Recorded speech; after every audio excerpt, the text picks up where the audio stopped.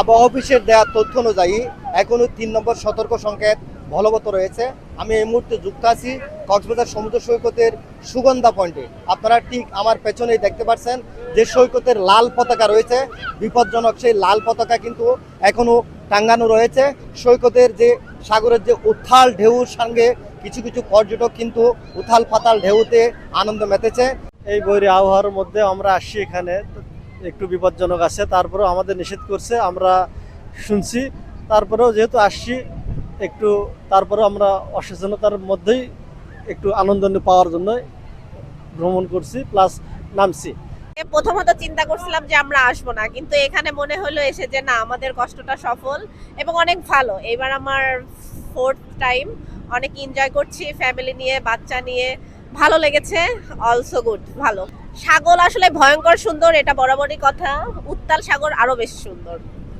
অনেক অনেক ভালো লাগছে যে বলার বাহিরে। আমি বিশেষ করে আমি আমার জীবনের প্রথম আসছি এখানে, আগে কখনো আসিনি, কিন্তু অনেক ভালো লাগছে। বৈরী আবহাওয়া ৩ নম্বর সতর্ক সংকেত, সাগর খুবই উত্তাল। যারা এই মুহূর্তে গোসলতে বসতে আছেন, আপনারা সবাই হাতে পানি অথবা কোমর পানিতে গোসল করবেন। হাতে পানি কোমর পানি বাইরে কেউ যাবেন না। যারা গভীর পানিতে আসেন, আপনারা গভীর পানি থেকে হাতে পানিতে চলে আসেন। গভীর পানিতে গোসল করা যাবে না। গভীর পানিতে কলাতলী লাবণী পয়েন্ট আমরা লাইফ গার্ডটা সবসময় আমরা এখানে কাজ করে যাচ্ছি। যেহেতু এখন সিগন্যাল রয়েছে, আমরা লাল পতাকা দিয়েছি, যা আজকে শুক্রবারের দিনে অনেক পর্যটক আসতেছে। তা আমাদের প্রতিদিনের কাজ, আমরা সবসময় ওনাদেরকে নির্দেশনা দিয়ে থাকি কোনো ধরনের যেন সমুদ্রতে দূরে না যাওয়ার জন্য। যেহেতু সমুদ্র উত্তাল রয়েছে, বিভিন্ন জায়গায় গুপ্তকার রয়েছে এবং পানির স্রোত রয়েছে, এখন সমুদ্র খুবই উত্তাল। যারা পর্যটক গোসল করতে নামতেছে ওনাদেরকে আমরা হ্যান্ড মাইকের মাধ্যমে, হুইসেলের মাধ্যমে ওনাদেরকে কাছে ডেকে কমিউনিকেশন করে বলতেছি ওনারা যেন কাছাকাছি থাকে। ব্যবসার পাশাপাশি আমরা খুব সতর্কতার মধ্যে পর্যটকের নিরাপত্তা দেওয়ার চেষ্টা করতেছি, ব্যবসাও করতেছি পাশাপাশি। আর যতটুকু আমরা পারতেছি ততটুকু সতর্কতা সেফটি দেওয়ার চেষ্টা করতেছি, এটা আর কি। আর মোটামুটি একটু পর্যটক কম আছে, সাগর যেহেতু উত্তাল। আমরা সবাইকে বলবো যাতে যারা দূর দূরান্ত থেকে কক্সবাজার আসেন, নিজে জানের নিরাপত্তা দিয়ে সেফটি জোন যেখানে আছে, লাইফগার্ড যেখানে আছে ওইখানে দেখে শুনে যাতে নামি। আর বেশি পানিতে যাতে না যায়।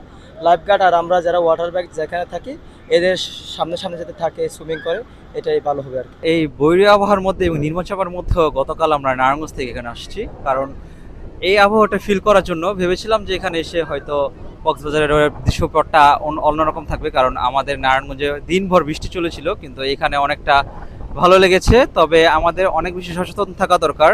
যারা জেলা প্রশাসন থেকে বারবার দেখতে পাচ্ছি যে ডেকে নিয়ে আসতেছে, কিন্তু জনগণ এটা কথা শুনছে না। তবে পরবর্তীতে কিন্তু নিউজ হলে তখন কিন্তু সরকারের অথবা এইখানকার জেলা প্রশাসনের ভাবমূর্তি নষ্ট হয়। আমি বারবার দেখেছি এখানকার জেলা প্রশাসন এবং লাইফ গার্ড যারা রয়েছে তারা কিন্তু বারবার ডাকছে, বাঁশি ফু দিচ্ছে, কিন্তু জনগণের সচেতনতার অনেক বেশি অভাব।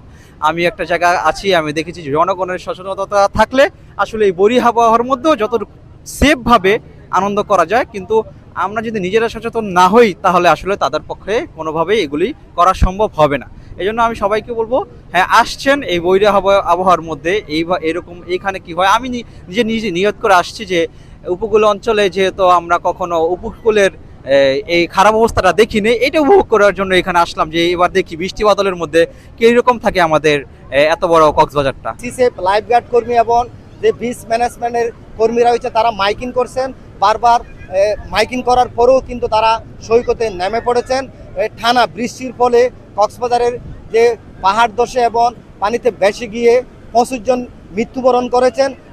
আজ দুপুরেও যে চৌকুরিয়া ভরৈতলী এলাকায় ঝর্ণা নামের এক শিশু যে নৌকা থেকে পড়ে গিয়ে মৃত্যুবরণ করার, এবং কক্সবাজারের যে নিম্ন অঞ্চল রয়েছে বিশেষ করে চৌকুরিয়া, পেকুয়া, মাতামুহুরি এলাকায় ইতিমধ্যেই সম্প্রতিও প্রায় লক্ষাধিক মানুষ পানিবন্দী রয়েছেন।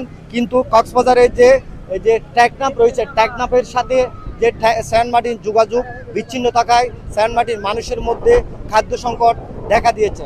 এই ছিল কক্সবাজার সমুদ্র সৈকত থেকে সর্বশেষ।